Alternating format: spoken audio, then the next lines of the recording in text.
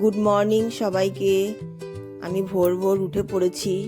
উঠে পড়ে বাসি কাজ সেরেছি, তারপরে চা খেয়েছি। চা টা খেয়ে অন্যান্য কাজ সেরে টুকটাক কাজ সেরে এখন একটা স্কিন কেয়ার করব বলে লেবুর রস, টমেটোর রস আর টক দই দিয়েছি। তার মধ্যে একটু মুলতানি মাটি আর বেসন দিয়ে একটুখানি একটা প্যাক তৈরি করেছি। করে লাস্টে একটুখানি হলুদ দিয়েছিলাম, দিয়ে মুখে একটু মেখে স্নান করে নিয়েছি।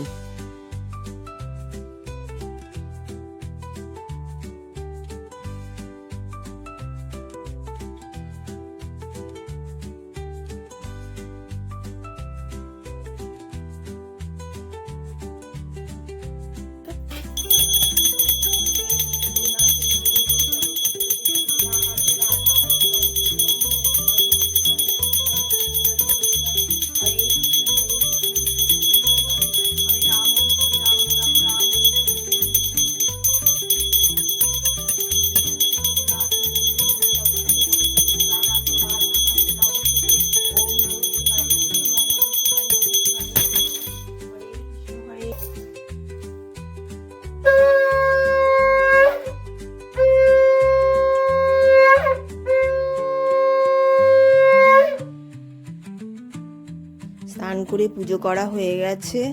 এখন আলুর দম বসাবো। একটু তেল দিলাম, সর্ষের তেল দিলাম, দিয়ে একটু জিরে ফোড়ন দেবো, তেজপাতা দেবো, দিয়ে আলুগুলো একটু ভেজে নেবো আগে। তার আগে মশলাটা তো রেডি করে রেখেছি। মশলা দেবো, আজকে মঙ্গলবার, নিরামিষ খাই আমরা, বজরংবলীকে মানি, ওই জন্য নিরামিষ খাই। আমার হাজবেন্ড খায় বলে আমিও নিরামিষ, আমরা সবাই নিরামিষ খাই। তাই ভাবছি একটু খিচুড়ি, আলুর দম আর পনির করব। তাই আলুর দম করার জন্য আলুটা ভাজা বসিয়ে দিলাম। আলুটা ভাজা ভাজা হয়ে গেছে। এর মধ্যে কাঁচা লঙ্কা চিড়ে দিলাম, নুন দিলাম, হলুদ দিলাম, দিয়ে আরও একটু ভাজবো। ভেজে তারপরে একটা মশলা তৈরি করেছি, টমেটো, সাদা জিরে, আদা বাটা দিয়ে একটা মশলা দিয়ে ওটাকে কষাবো। আর একটু কাশ্মীরি লঙ্কার গুঁড়ো লাস্টে দেবো, দিয়ে অনেকক্ষণ ধরে কষাবো। তবে নিরামিষ আলুর দম তো একটু কষা কষা কষা করলে ভালো লাগবে খেতে খিচুড়ির সাথে।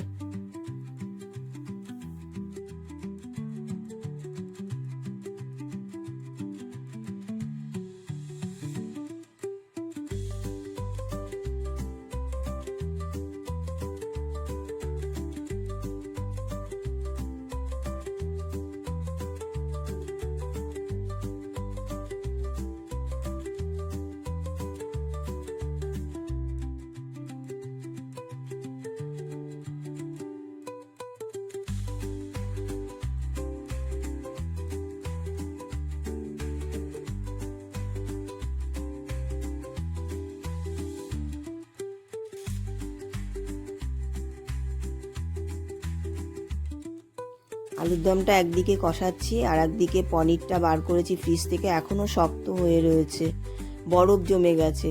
তাও আস্তে আস্তে পিস পিস করলাম। পিস পিস করে এখন পনিরটাকে ভাজবো নুন হলুদ মাখিয়ে।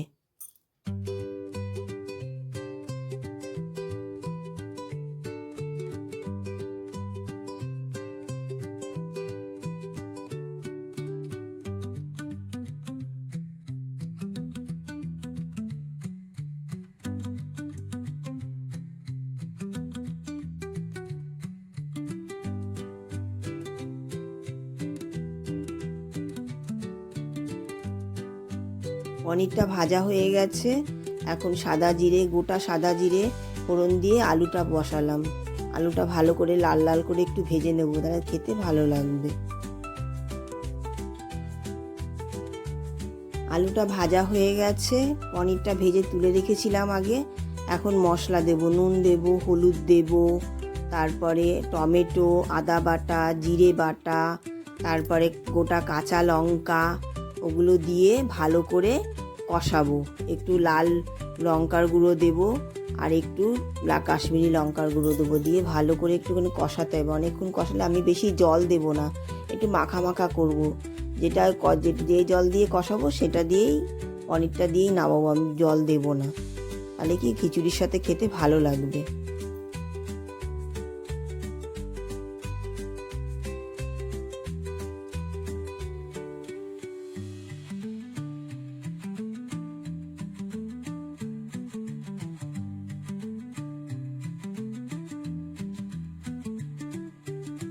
যে হাঁড়িতে খিচুড়ি করব সেখানে গরম জল বসালাম। জলটা একটু গরম ফুটবে, একটু নুন দিয়ে বসালাম। এদিকে মটর ডাল, ছোলার ডাল, মুগ ডাল, তারপরে গোবিন্দভোগ চাল সব ধুয়ে রেখে দিয়েছি। জলটা একটু ফুটলে এগুলো জলের মধ্যে দিয়ে ফোটাবো।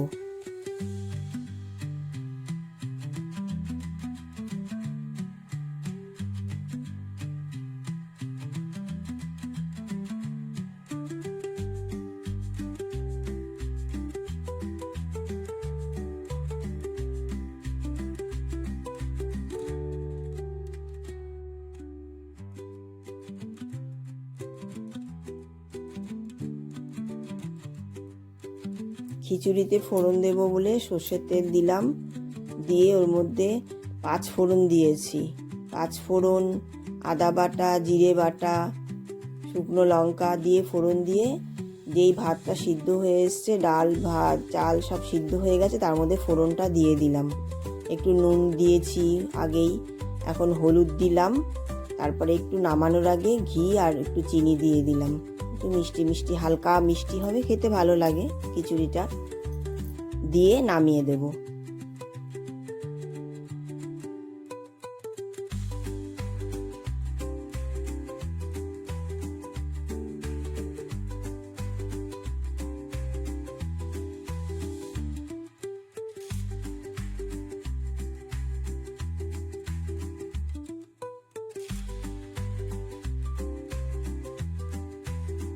দুপুরে খাওয়ার আগে একটু পাঁপড় ভেজে নিয়ে আমরা খেতে বসে গেছি। রাতের খাওয়ারটা দেখাতে পারলাম না। কেমন লাগলো ভিডিওটি কমেন্টে জানাবেন, ভালো লাগলে লাইক করবেন।